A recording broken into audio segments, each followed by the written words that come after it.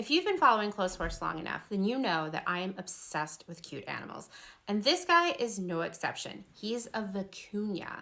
A vicuña is a relative of a llama, and it's now believed to be the ancestor of the far more domesticated alpacas.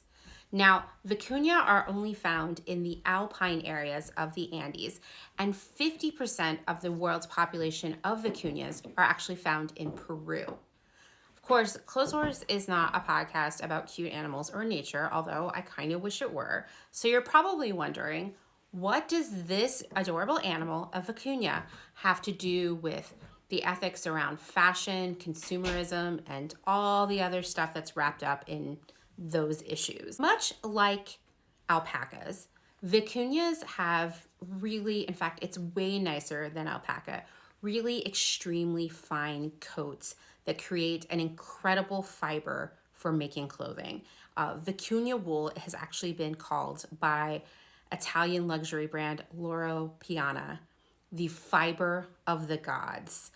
And when you hear that it's that amazing, that it's the fiber of the gods, you're probably not surprised to hear that this sweater, made by Loro Piana of vicuña wool, you know it's fiber of the gods, you're not surprised to hear that this sweater is more than $9,000. I mean, I'm a little freaked out by the idea of a $9,000 sweater, and if I had $9,000 to spend on one article of clothing, well, first I'd probably get some dental work and go see every doctor and get every prescription filled, definitely get my eyes checked, and I might, if there was any money left over, I don't know, pay a couple months of rent.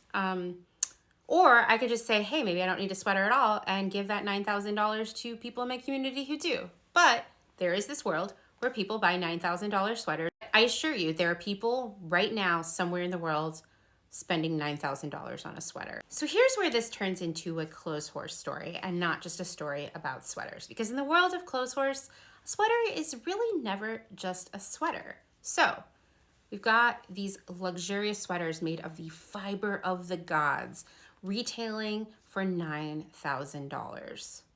What's interesting is that the journey to create these sweaters starts in small indigenous communities high in the Andes, where dozens of people in each village work essentially for free to herd and then shear the wool from these vicuñas, they're wild animals. So it's dangerous. It's really hard and risky work. You assume, you're like, well, it's the fiber of the gods. The sweaters are selling for $9,000. So yeah, I guess these communities, these workers, they must be being paid very handsomely, to procure the fiber of the gods.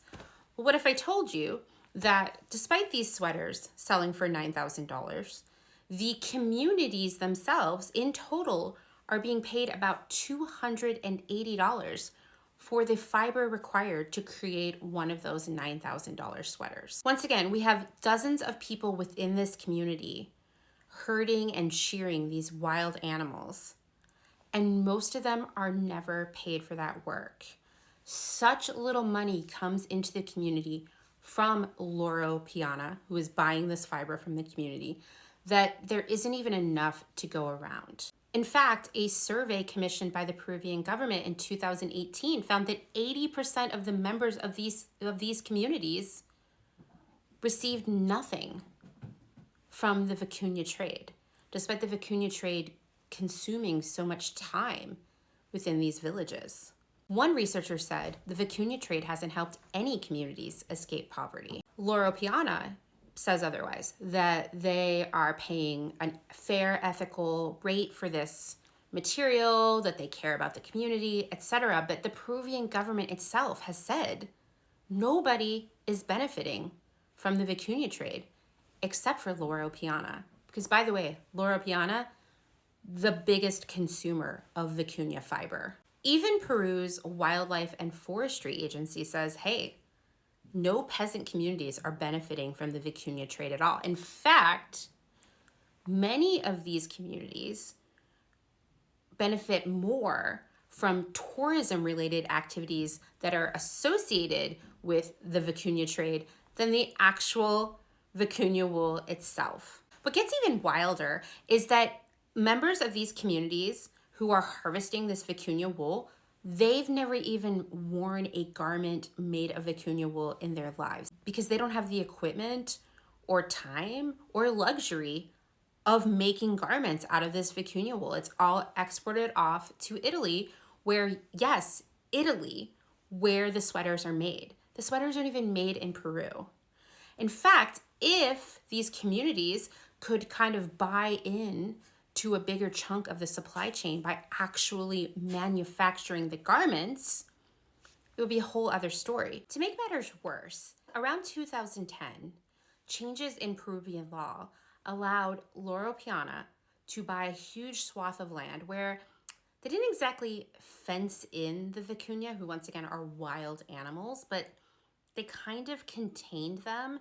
And this gave them exclusive access to a large number of vicuña, which meant Loro Piana no longer had to pay indigenous communities in the Andes to herd and shear these vicuña. They had access to it immediately, and they could sort of cut out the middleman and save themselves $280 per sweater. It's ridiculous to me.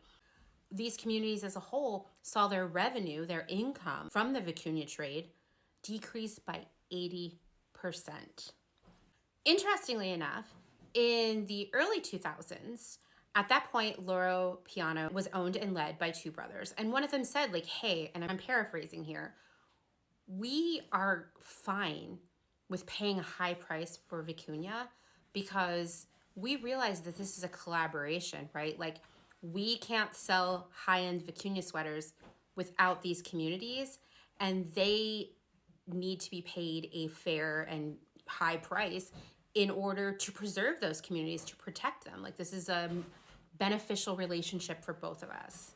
Of course, that all changed in 2013 when the Piana brothers sold Loro Piana to LVMH, which is a massive conglomerate of luxury brands. The founder and CEO of LVMH is Bernard Arnault.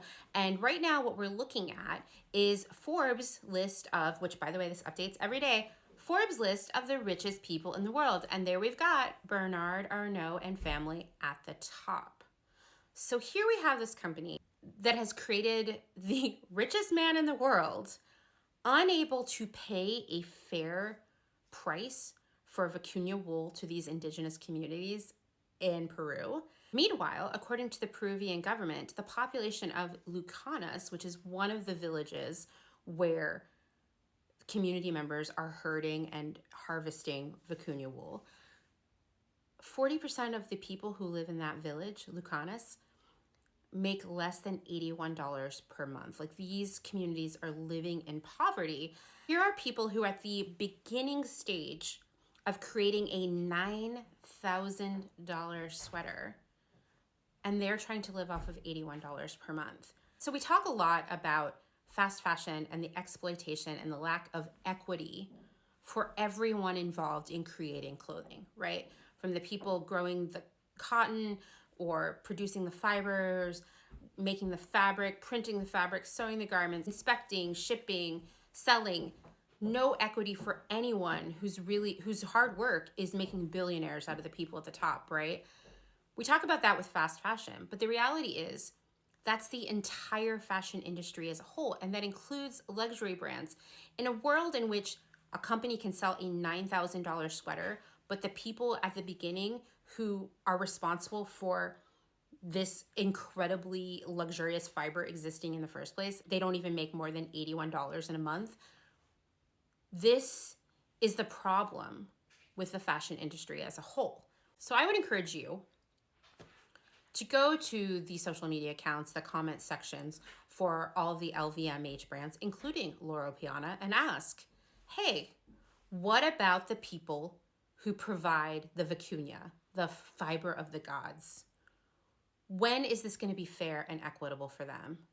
How is a $9,000 sweater just as exploitative as a $9 sweater from SHEIN? This is just one example of an entire industry that always prioritizes profits over people.